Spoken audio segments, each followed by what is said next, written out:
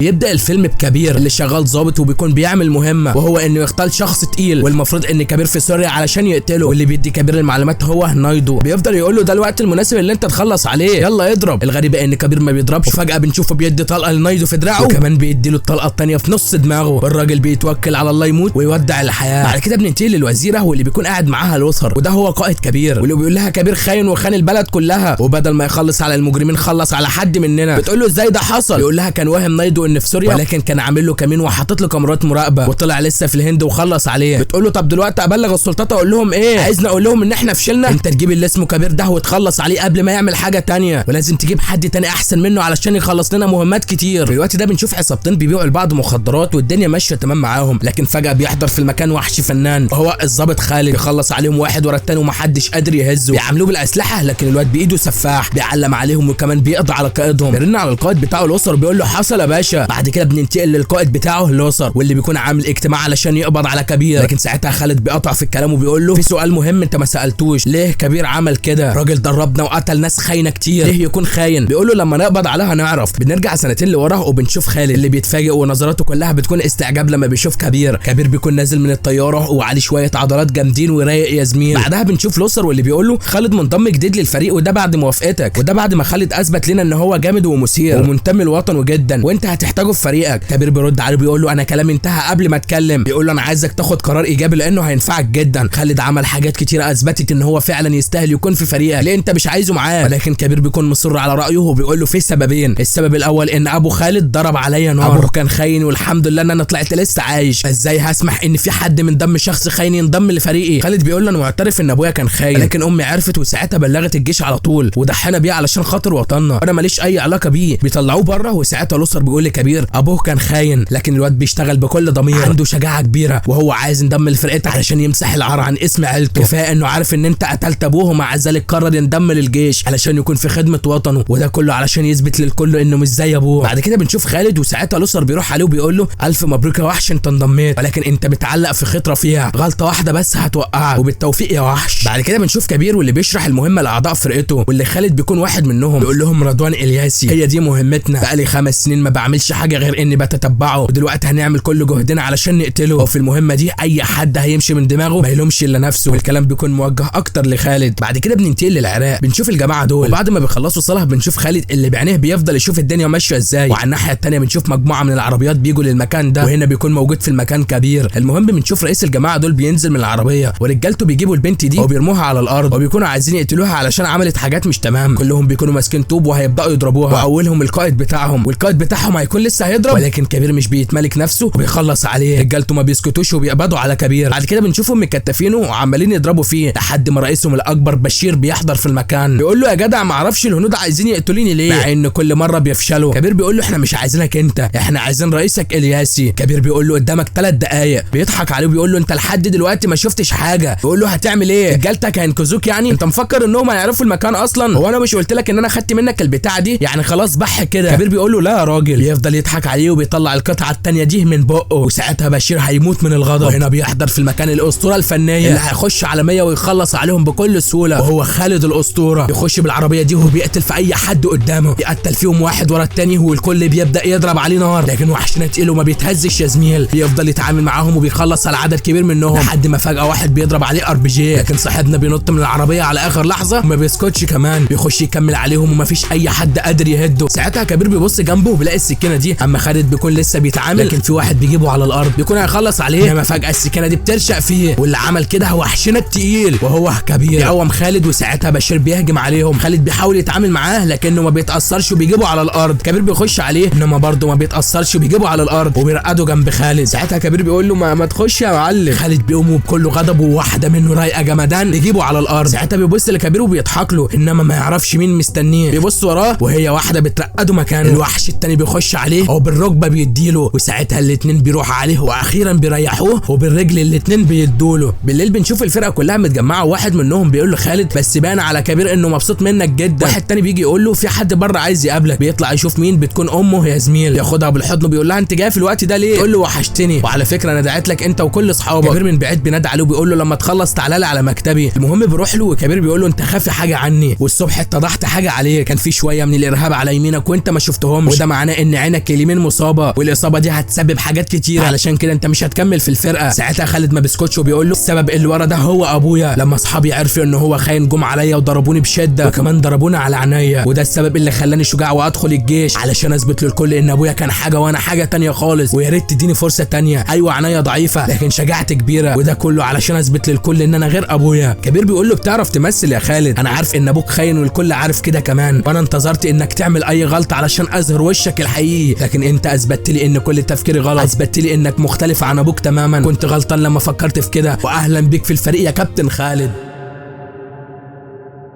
بعد كده بيعملوا حفله وكبير وخالد ولعوها يا زميل. المهم في وسط الحفله دي كل الفرقه بيوصل لهم رساله، بعدها بيعملوا اجتماع والاسر بيكون معاهم وبقول لهم ان الخطه بتاعتهم ماشيه تمام، وده لانهم قدروا يوصلوا انه رضوان الياس اللي هم بيدوروا عليه في المغرب، وبيقول لهم كمان ان رضوان موجود في المغرب يوم واحد بس، ولو مشي فالله اعلم هيجي لنا فرصه تانية امتى. ساعتها كبير بيقول له كل مره بيهرب مننا، وده معناه ان في حد بيوصل له كل حاجه. بيطلب من كل الفرقه يطلعوا تليفوناتهم وبيقول لهم المهمه هتكون سريه ومفيش اي حد هياخد تليفونه، وبيبداوا يتحركوا. بعد كده بننتقل لدوله المغرب، بنشوف كبير واللي بيكون قاعده معلمين وخالد عامل نفسه مسكين. المهم رضوان بيوصل للمكان وبيروح يقعد مع الراجل ده، هنا كبير بيقوم وبيعمر مسدسه وخالد بيكون جنبه، وساعتها بيقضي على واحد من رجاله الياسي اللي بيكون مراقب المكان، وبقيه الفرقه بيثبتوا بقيه رجاله الياسي. كبير بيثبته وبيقول له هتتعشى معانا يا زميل، بيقول له بس انا مش جعان، وبيضحك كمان وبيقول له هتستوعبوا امتى؟ كل الهنود بيحاولوا يمسكوني من زمان ولكن هتفضلوا تحاولوا. كبير بيقول له اللعبه انتهت خلاص يا زميل، لكن فجاه في واحد من فريق كبير بيغدر بيهم وبيخلص على 2 من الفرقه. ساعتها كبير بيتصدم وخالد كمان. الراجل ده بيضرب نار على كبير انما خالد بياخدها مكانه، وضرب النار بيكون من كل مكان. ساعتها كبير بيفضل يبص نظرات غريبه لابن الغدار اللي غدر بيهم. الواد بيهرب من المكان، وهنا كبير بيقول لخالد سيبه يهرب احنا مهمتنا الياسي، لكن خالد ما بيسمعلوش وبيفضل يجري وراه. على الناحيه الثانيه كبير بيكون لسه بيتعامل مع رجاله الياسي وبينجح انه يقضي على شويه منهم، وبيكون في طريقه لرضوان الياسي، لكن وهو ماشي طلقه بترشق في رقبته يا زميل، والياسي بيهرب من جديد وكبير وقع على الارض وفقد الوعي.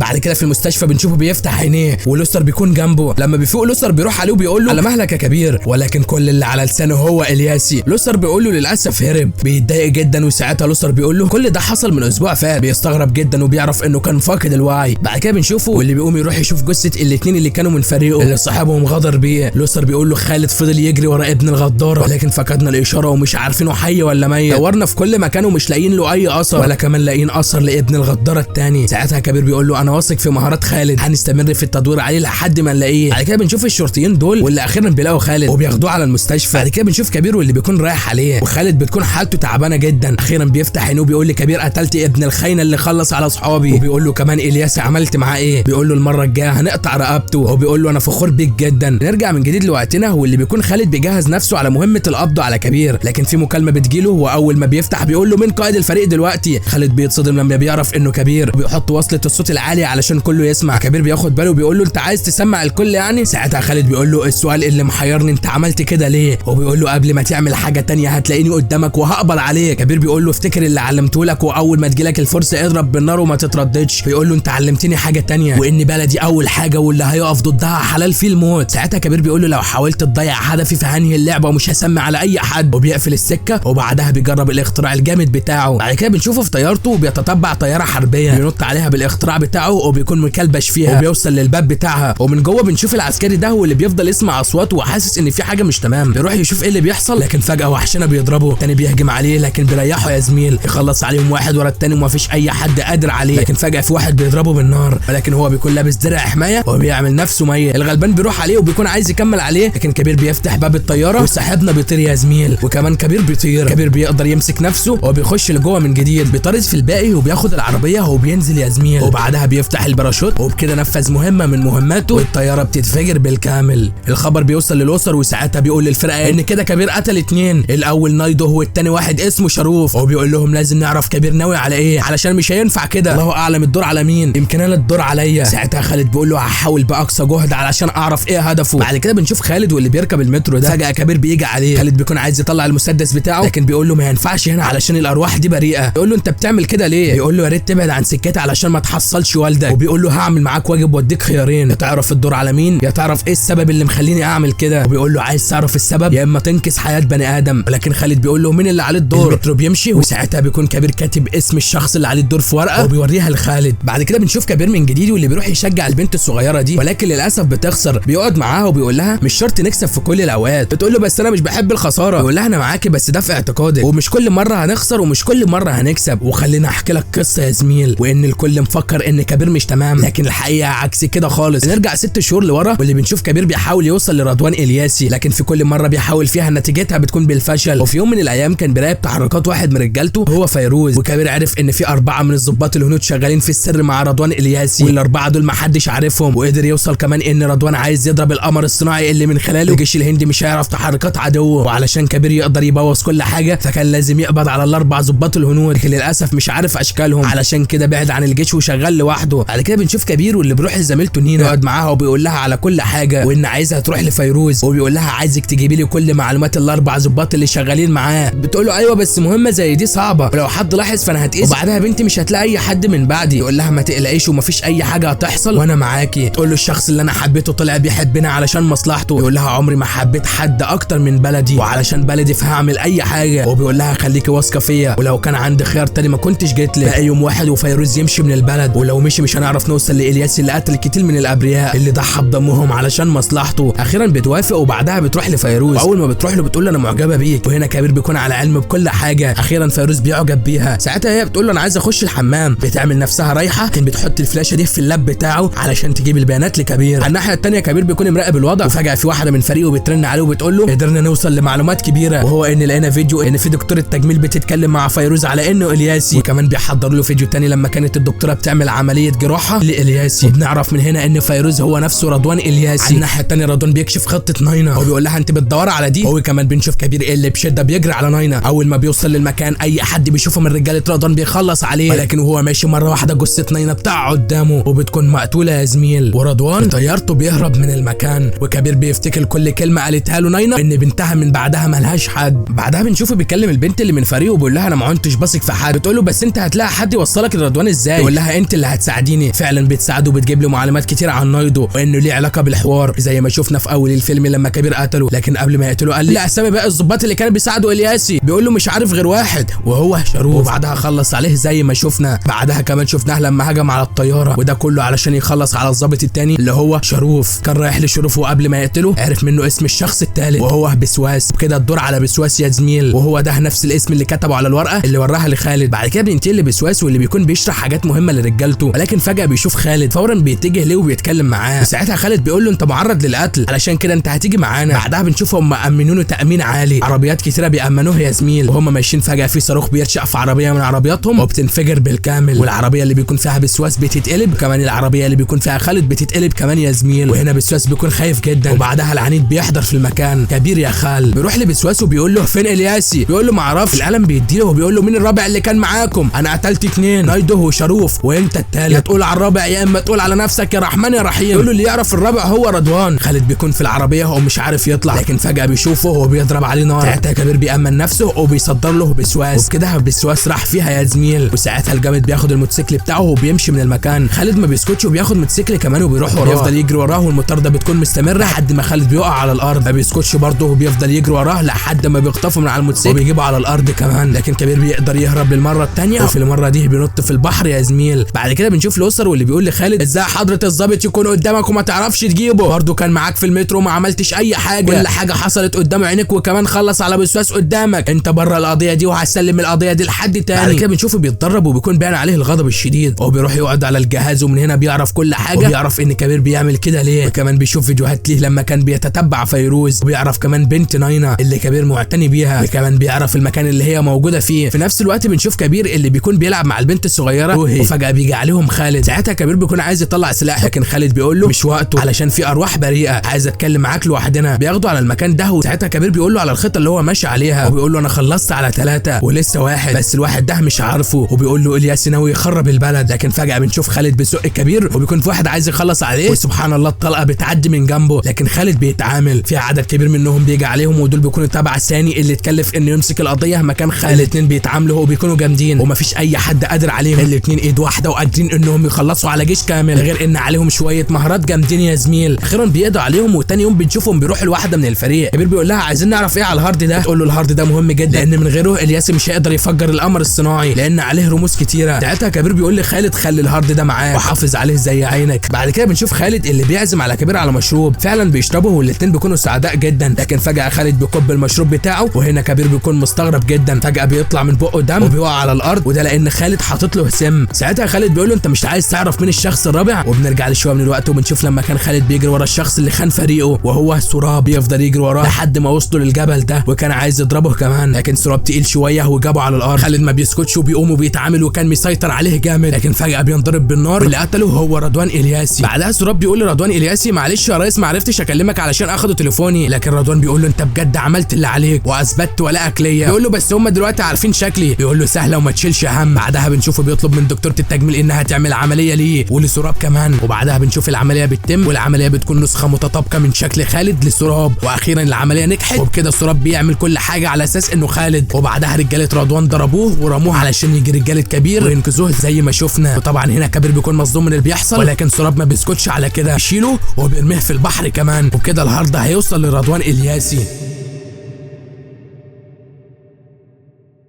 بعد كده بنشوف السفينه دي اللي بيكون عليها التقيل اللي هيدمر الهند يا زميل، وهو الصاروخ. بيضغطوا على الزرار وفعلا بيضربوا الصاروخ، و10 دقايق بس ويكون القمر الصناعي متدمر. ولكن بيكون في مفاجاه غير متوقعه. يحضر في المكان الوحش الذي لم ينتهي بعد، بيخش عليهم واحد ورا الثاني وبيخلص عليهم يا زميل. عدد الرجاله كتير انما صاحبنا وحش مهين. اخيرا بيخلص عليهم وبيوصل لسراب والياسي وبيرفع عليهم السلاح كمان. ساعتها سراب بيقول له مستحيل انا موتك بنفسي. بيقول له انت مفكر ان هثق فيك؟ انت حكيت لي قصه امبارح والنهارده هدور يا زميل. لما الشرطه هجمت علينا ساعتها انت قدرت تشوف بعينك اليمين، وغير كده خالد كان مصفي عينه اليمين. واتاكدت اكتر لما الياس عمل عمليه تجميل. ساعتها اتاكدت كمان ان انت ممكن تعمل كده. ولكن سراب ردت فعل مختلفه، بيقول له انت اتاخرت وخلاص الصاروخ هينفجر يا زميل. وفي نفس الوقت الصاروخ بيغير اتجاهه وبيتجه للسفينه. الياس بيكون عايز يقتله لكن بيتصدى ليه وبيهدد سراب بيه. لكن سراب بيقتل الياسي وبيضرب طلقه في طفايه الحريق وبيهرب من المكان. ولكن كبير وحش مهين بيقدر يهرب بعربيته، واول ما بيتحرك الصاروخ بينزل على السفينه وبيدمرها بالكامل. ولكن صاحبنا كبير بيكون هرب يا زميل، بيجري ورا سراب وبيخبط فيه كمان. المهم كل واحد فيهم بيخش من طريق لحد ما فجاه كبير بيخش فيه وبيكسر بيه المبنى ده. كبير بيطلع وبيكون يتهدى حلو، لكن ابن الهرمه بينزل له من جديد وبيبدا يضربه يا زميل. سراب ما بيكونش سهل وبيفضل يضرب في كبير، وواحده منه على الطاير بيطيره. اخيرا كبير بيرجع تركيزه وحرفيا بيدمره. لكن سراب بيتعصب وبياخد واحد على الطاير وعلى الارض بيجيبه وبيكون عايز يقضي عليه. لكن صاحبنا بيقوم والمره دي مش زي اي مره يا زميل، بيكسر في عظمه وبيقول له الشكل ده كان لخالد. بيديله بالرجل وبينزله متطحن كمان. ما بيسكتش على كده، بينزل عليه البتاعه دي واخيرا بيخلص عليه. واخيرا عملها المعلم كبير وقدر يحمي بلده. وبعدها بنشوف الوزير بيعمل حفله تكريم على روح البطل الحقيقي خالد. وكمان بعدها بنشوف لوسر اللي بيكلم كبير وبيقول له جهز نفسك يا وحش للمهمه الجديده. بيبدا الفيلم في اليابان وبنشوف رئيس العصابه ده اللي بيكون بياكل في وسط رجالته. ومره واحده واحد من رجالته بيجي عليه وبيقول له يا باشا لازم تمشي دلوقتي لان في حد من اعدائنا بعت لنا جيش يخلص علينا. الرئيس بيضحك وفجاه بنشوف الديب ده اللي فورا بيطلع لبره علشان يخلص على الجيش. ولكن ما بيكونش جيش، ده واحد بس كفيل انه يخلص على العصابه كامله لوحده وهو كبير. اول ما الديب بيشوفه بيخاف، وكمان رئيس العصابه بيقلق وبيحضر في المكان كبير ومعاه الديب. المهم بيقول لرئيس العصابه ما تقلقش مفيش حد غيري. بيقول له انت مين؟ بيقول له مش مهم انا مين، المهم انها اخلص عليك دلوقتي. لو رجالتك عايزين يمشوا خليهم يمشوا، ده لو خايفين على حياتهم. بيقول له اللي انت ما تعرفوش ان النهارده عيد ميلادي كنت بحتفل بيه وانت جيت في وقت مش مناسب، علشان كده انت مش هتطلع من هنا عايش. الرجاله بيتلموا عليه لكن مفيش اي حد بيهز شعره منه. اول واحد بيخش عليه بيديله وبيجيبه على الارض معلمه بيضرب فيهم واحد ورا التاني ولا اي حد قادر له. اللي بيخش عليه بيكون مخلص عليه، مع ان عدد الرجاله كتير انما صاحبنا جامد وبيدب فيهم والرجاله بيحاوطوهم من كل مكان. والرئيس بتاعهم بيسيبهم وبيمشي لكن مفيش اي حد منهم بيقدر عليه. واخيرا بيخلص عليهم كلهم. وكمان الرئيس بيكون رايح يركب طيارته وعايز يهرب من المكان لكن كبير بيكون وراه. انما الحراس دول بيحاولوا يوقفوه، ما بياكلش معاه بمعلمه بيقطع الجسر ده. ومره واحده بخطه بيرشقوا في الطياره وبيطير هو كمان. هو بيقول للرئيس كل سنه وانت طيب، وبيخلص على سواق الطياره علشان بعدها الطياره تقع وتنفجر بالكامل. بعد كده بننتقل لالمانيا وبنشوف كبير من جديد بيكون قاعد مع الوليه دي، والوليه بتقول له كده 1,000,000 يورو وصلوا لحسابك علشان عملت المهمه. وبتقول له بصراحه افضل فتره شغل اشتغلت عملتها هي معاك، بس للاسف هفتقدك وهفتقد الشغل معاك. كان نفسي شغلنا يستمر مع بعض لان شغلك كله مظبوط. بيقول لها انت مسافره ولا ايه؟ تقول له مش انا اللي مسافره، انت اللي هتمشي لان في شخصيه مهمه عايزك تشتغل معاها، وانا مش هينفع ارفض الطلب ده نهائي. بيقول لها بس انا مش عايز امشي في الطريق ده تاني وكفايه كده. تقول له مش بمزاجك لان اللي عايزك هو كالي. ومره واحده بتسيبه وبيتقفل عليه باب الازاز ده، وفجاه دخان بيطلع وكبير بيفقد الوعي. بعد كده بننتقل للهند وبالتحديد في دلهي، بنشوف حفله التكرم دي، والولايه دي بتقول عملت كل حاجه، ولو كانت تطول انها تضحي بنفسها كانت عملت كده. نقزت 7 جنود من الهند وما فكرتش في حياتها نهائي. رحبوا معايا بالطياره الكبيره كافيا. البت بتحضر في المكان وبكل فخر العقيد لوثر اللي هو ابوها يفرح جدا لما بيشوفها بتتكرم قدام الكل. بعد شويه بنشوفه مع بنته وهو بيقول لها انا فخور بيكي جدا. مره واحده بيجي له مكالمه، بنته بتقول له البلد اهم من كل حاجه. على الناحيه التانيه بننتقل للجبل ده، ومره واحده بنشوف كبير اللي بيفوق بعد ما كان فاقد الوعي. المهم مره واحده بيتعرض له مكالمه جماعيه من منظمه كالي. واحد بيقول له من المكالمه صراحه احنا مراقبينك من بدري وشغلك كله عاجبنا، وكمان بيقول له اهلا بيك يا كبير، احنا اسفين على الطريقه اللي احنا جايبينك بيها. وبيقول له اكيد في المخابرات الهنديه وبدايه شغلك معانا هو انك تخلص عليه، وهي دي بدايه شغلك. بيقول لهم هتدينوا فلوس كتير هعمل اللي انتوا عايزينه. المهم بيوافقوا، وهو بيقول لهم عرفوني المكان واعتبروه مات. واحد منهم بيقول له العقيد ده وراك. فعلا بيبص وراه بيلاقي العقيد لوثر اللي بيروح عليه وبيشيل البتاع دي من على بقه. والعقيد بيقول انتوا الكل حراميه ومجرمين، وده اللي اعتبرته زي ابني بقى واحد منكم. كالي بيقول لكبير لازم تقتله دلوقتي، وبيقفل المكالمه. ولكن قبل ما يقتله نرجع للزمن سنتين وبنشوف لوثر وكبير اللي كانوا بيعملوا مهمه مع بعض. فلوثر بيقول لكبير دي مش مهمه سهله لان اللي هنحاربهم مش حراميه ولا ارهاب، اللي هنحاربهم دول منظمه كبيره وقائدها هو كالي. كبير بيقول له شخص واحد بيمتلك كل القوه دي. بيقول له كالي ده مش شخص واحد، بعد تحريات كتيره قدرنا نعرف ان كالي دي منظمه وكل رجالتها رجال اعمال كبار، ومعاهم قاده كتير من جميع انحاء دول العالم، كلهم في منظمه واحده وهي كالي. وعينيهم دلوقتي على الهند وعايزين يسيطروا عليها علشان يمشوها بقوانينهم. وبيقول له دي اخطر مهمه هتكون في حياتك، وعايزك توعدني ان الهند فوق اي حاجه. كبير بيقول له ده وعد بينا لحد ما نموت، والموت قبل العار. بنرجع من تاني وبنشوف كبير اللي بيكون واخد لوثر على سكه القطر ده وبيراقبهم رجاله كالي. المهم بيقول له لوثر مش هسيبك تموت، بيقول له انت الوحيد اللي هتقدر تنقذ الهند من الشياطين دول. وبيقول له لازم اضحي بنفسي علشان انقذ بلدي. وبيقول له يلا اعملها. بيقول له ما هو مش انت الوحيد اللي هتموت لان بنتك ملهاش غيرك، لو اتقتلت بنتك هتموت 1000 مره من الوجع عليك. بيقول له لازم نعمل كده علشان مش نموت كلنا، ولازم تعلم الشياطين دول درس كبير يا كبير. وللاسف الشديد بعد الضغط على كبير بيخلص عليه.